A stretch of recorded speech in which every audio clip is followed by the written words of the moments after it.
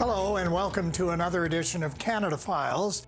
I'm Jim Deeks, and our guest on this episode is going to challenge a lot of our viewers' thinking, including mine. His name is Patrick Moore. He's a very well-educated environmentalist and writer who lives on Vancouver Island in the northwest of Canada.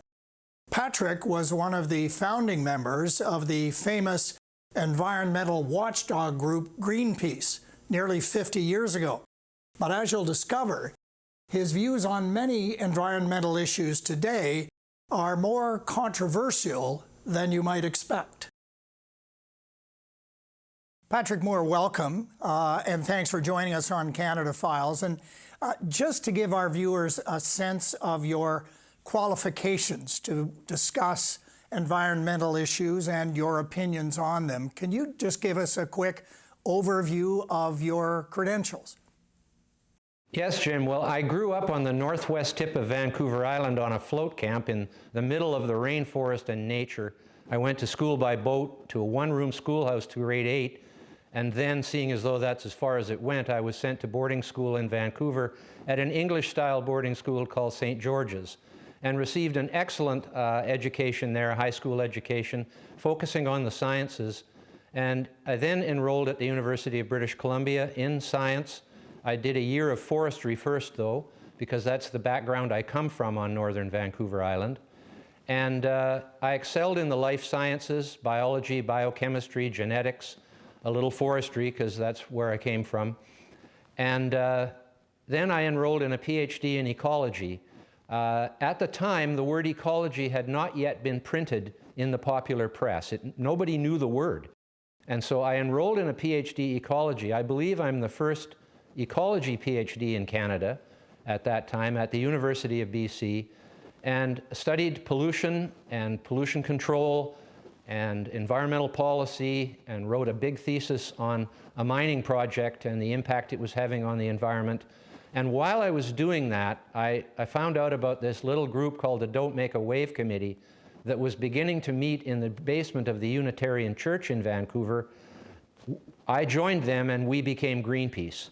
And I ended up being on the first voyage of Greenpeace to stop US hydrogen bomb testing in Alaska, and the next 15 years. Yes, you were with Greenpeace for 15 years roughly, and you were actually president of Greenpeace Canada for 9 years. But the relationship didn't end very well. Tell us a little bit about that.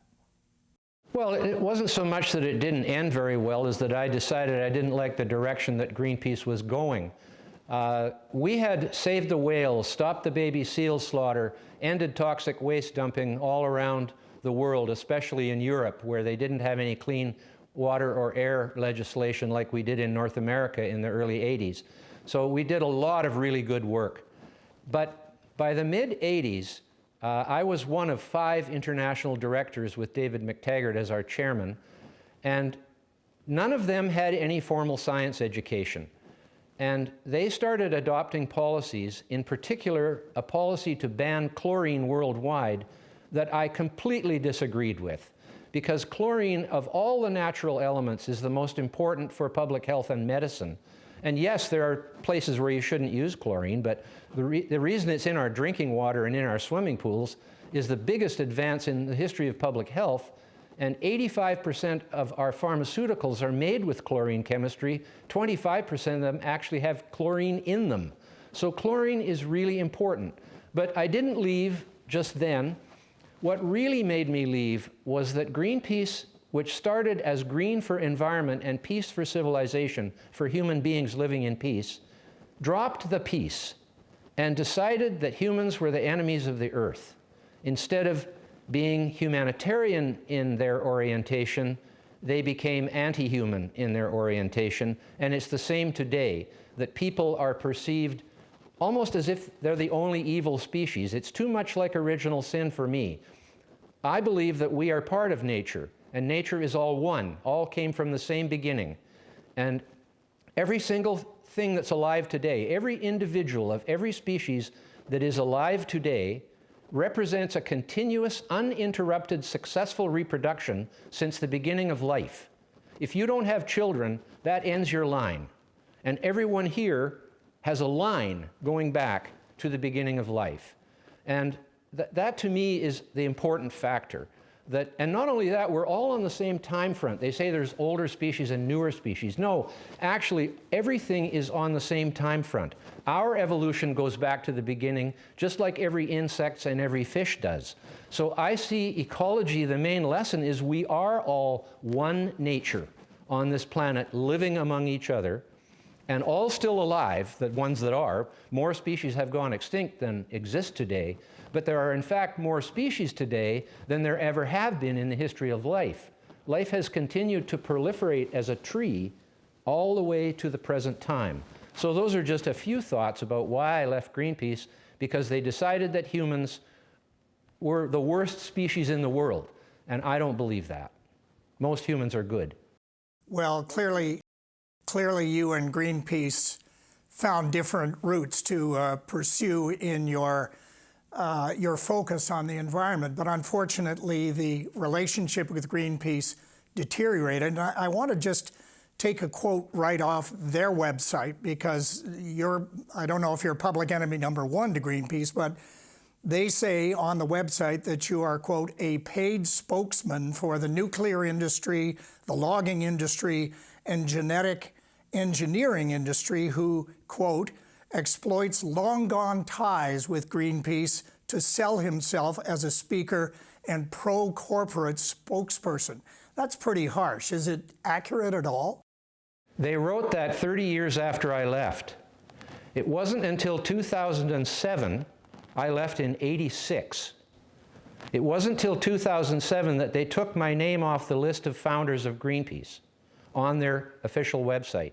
And they did that because of all the issues we opposed while I was there, the only one I have changed my mind on over the years is nuclear energy. We made a huge mistake by lumping nuclear energy in with nuclear weapons as if it was an evil technology, when in fact nuclear energy should be lumped in with nuclear medicine as a beneficial use of nuclear technology. Nuclear energy is one of the safest technologies we have ever built. And I won't go into the numbers, but I can assure you that in terms of energy produced versus casualties created, nuclear is number one.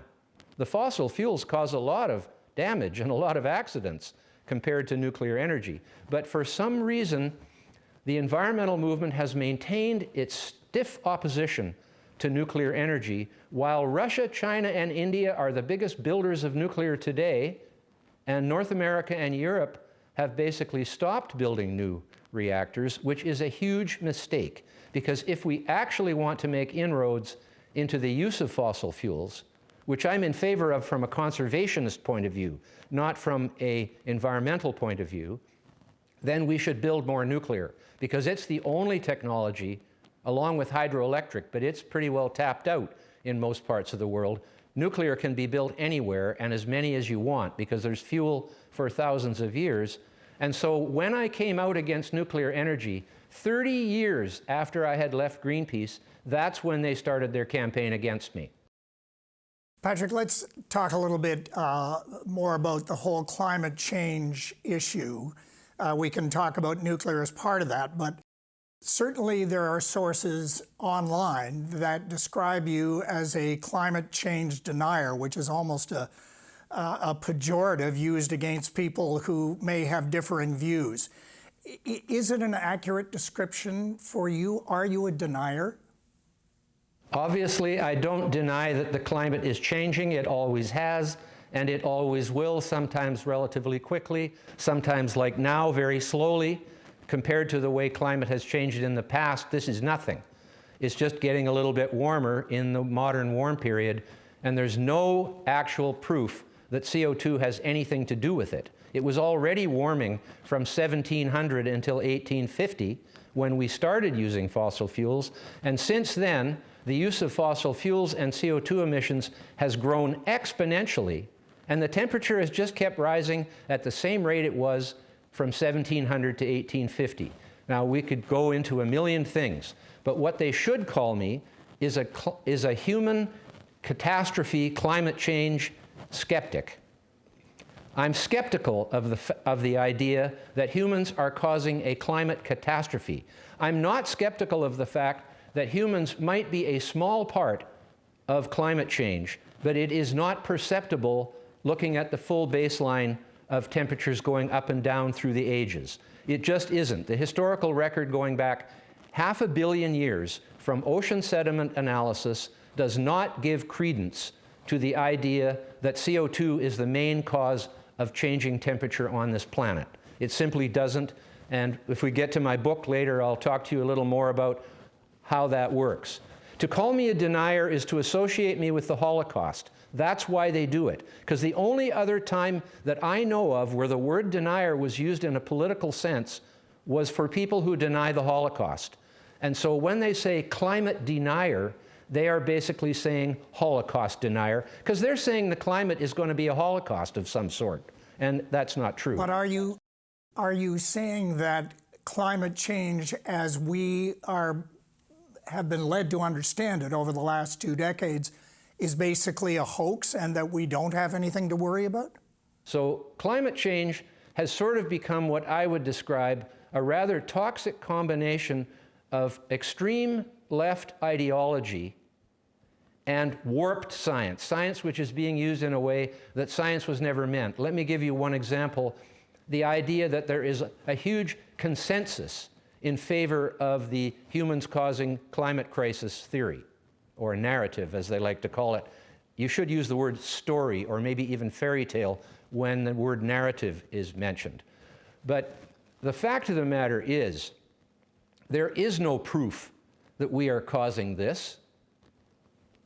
It is being used by the media, by the activists, by the politicians, and by the scientists who are on serial public money with grants to study this. It's being used to scare people. And that makes more money come in from the media and for the activists and for the scientists and for the politicians getting votes to save your grandchildren from a certain demise. And that is the hoax part of it. They are perpetuating a hoax about the future of the world's climate in order to scare people into wanting to buy newspapers and watch the TV ads and pay money to scientists and send Greenpeace checks. That's why they're doing it. So let's talk about your book that's just been published. It's available on Amazon and Kindle.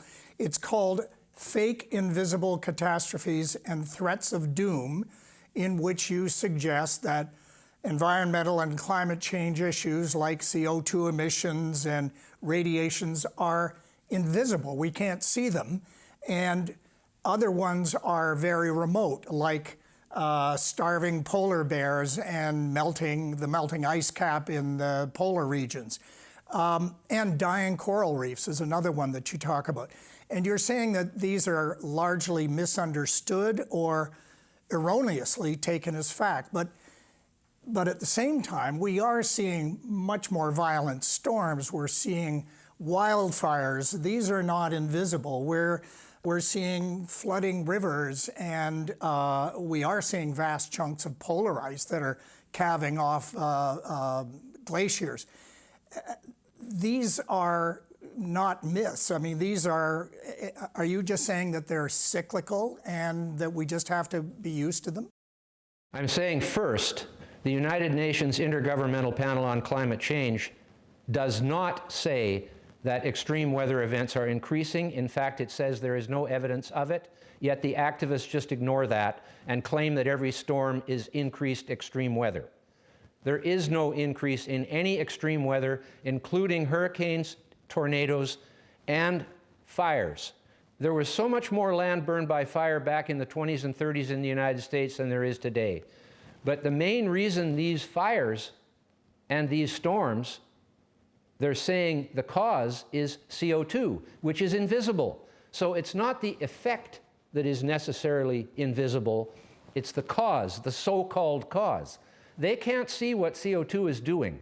You can't point to it and say, look what the CO2 is doing over there. That's why they use things that are invisible and remote, because no normal person can objectively observe and verify the truth for themselves. That is the scientific principle upon which my book is based. And that is what science is, observation. is the beginning of scientific discovery, and then you try to verify it by repeating it over and over again under the same circumstances, and when you do that, you put it out into the public for credentialed people to replicate, other scientists to replicate. And if they're able to replicate what you have done in a laboratory or in the field, you're verging on a truth, a fact, a theory, a hypothesis, whatever. That's how science works. And science can't work for the average person if they can't see what they're being told is causing the problem. I'm going to quote an eminent scientist. I assume she's eminent because she works for NASA. Her name is Kate Marvel. I don't know if you know her or of her, but she recently said this regarding the fact that the last 7 years have been the hottest years on record in the history of climate record taking, I guess. She says, it's not the sun, it's not natural climate variability, it's human action, specifically human emissions of greenhouse gases, dioxide and methane.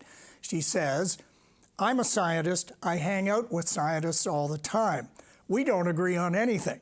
So the fact that scientists do agree that it is human activities causing the climate changes that we've seen, that's really, really, really significant. Do you disagree with that conclusion? First, you know her funding is coming from taxpayer money. Secondly, she's just making a statement which she has not in any way corroborated with facts. All she's doing is saying that's what's happening. She has not shown how she can prove that carbon dioxide is causing warming. And this is also the problem of thinking the world started in 1850. Take note that she doesn't go back any further than that in her analysis of the global climate. The global climate goes back to the beginning of the Earth, especially to the beginning of life, when it would affect life, and that was 3.5 billion years ago. For the first 3 billion years of life's existence on Earth, CO2 was above 5,000 parts per million. It is now 415. Since the last 150 million years, CO2 has fallen from 2,500 parts per million to the lowest it's ever been in the history of the Earth 20,000 years ago at the peak of the last major glaciation. Since then, it came up a little bit to 280 ppm at the beginning of the Industrial Revolution, and they take that as their base mark. One of the problems, Patrick, for people like me, and I'm sure a lot of our viewers, is that, you know, environmental science is so complex and largely incomprehensible if you don't have a PhD like you do, that none of us really knows what's right and what's wrong. And then there are arguments on both sides. And I think that perhaps a lot of us who are not sophisticated in our understanding of these issues might tend to fall for the most controversial or the most apocalyptic outlooks and maybe want to believe the negative as opposed to what you're saying is reality. Is that a fair assessment in your view? It certainly is. The end is nigh has always been with us as a civilization. I think it's a projection of our own personal fear of death, is that we think the universe is going to die or the earth is going to die, when there's no evidence whatsoever for that having any truthfulness. And so the apocalypse now thesis is easy to push, especially if it's invisible or remote so no one can see the truth. That's the main point here. Name me a scare story today that is based on a cause that is not either invisible or remote. And I've had trouble trying to find one because I don't think there is one. The main ones, of course, are all the things they're blaming on CO2.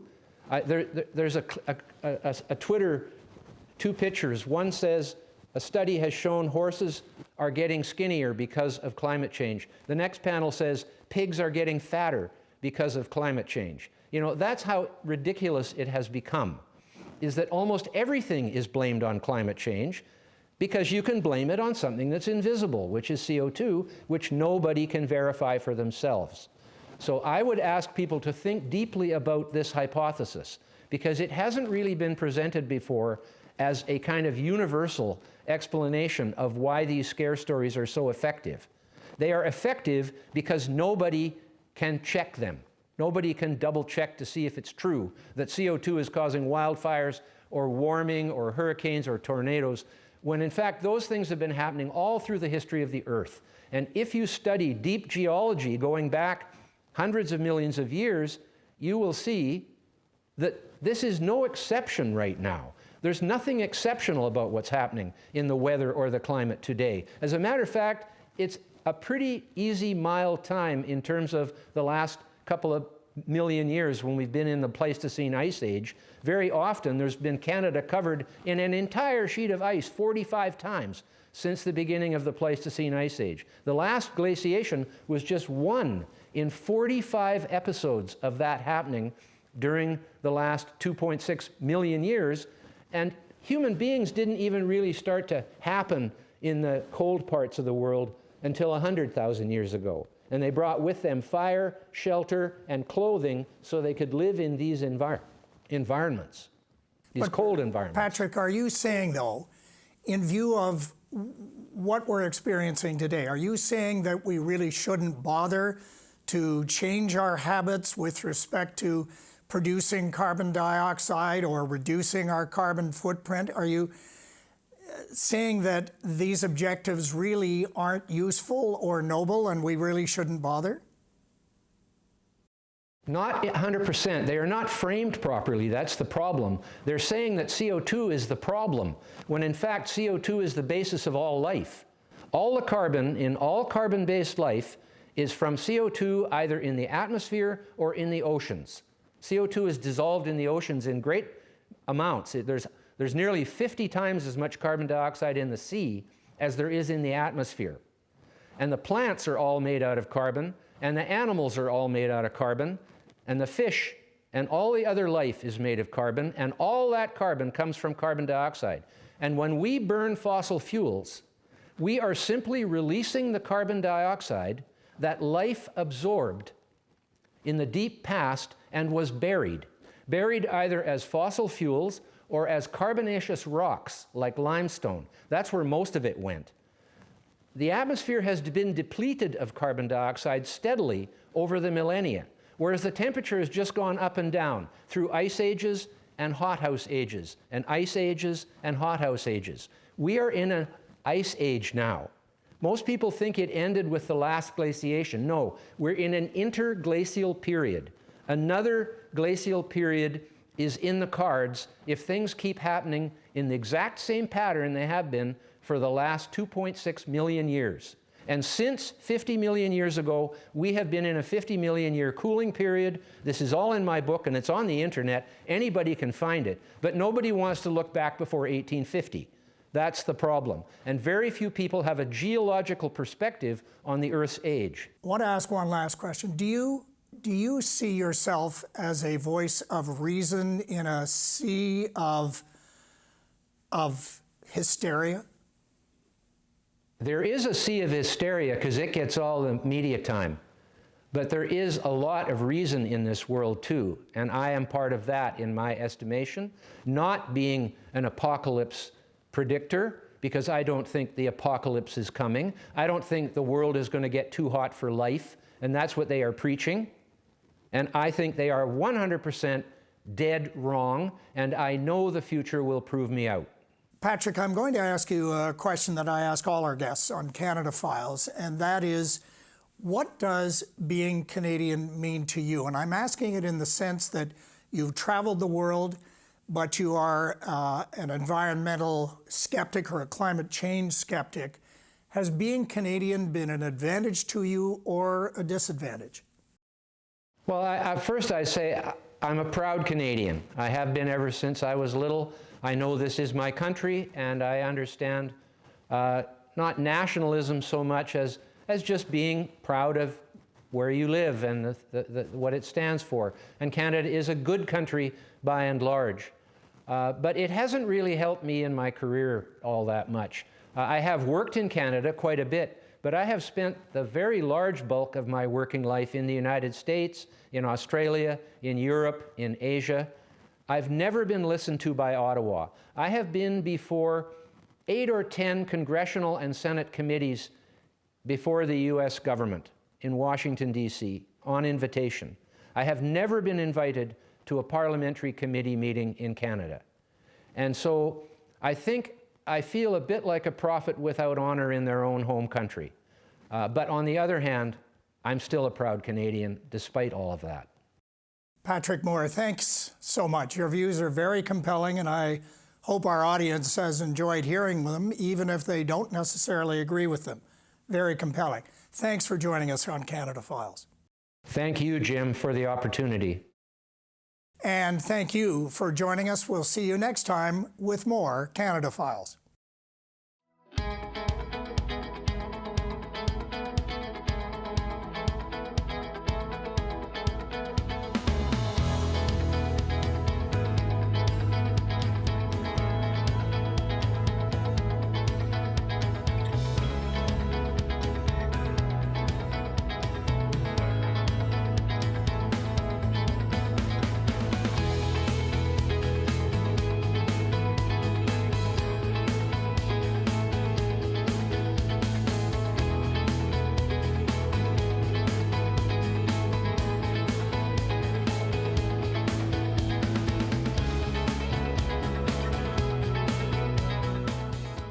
The preceding program was made possible through the generous support of Joe and Marie Heffernan, as well as the following donors: the Browning Watt Foundation, Nona MacDonald Heaslip, Michael and Mary Ellen Hogan, Donna and Richard Ivey, Alice and Ted Kernahan, Richard and Gail McGraw, the Bruce H. Mitchell Foundation, the North Pine Foundation, Eleanor and Francis Shen, the 63 Foundation, John and Margaret Deeks, Wendy Deeks, in memory of Peter A. Deeks, and by the Central Canadian Public Television Association.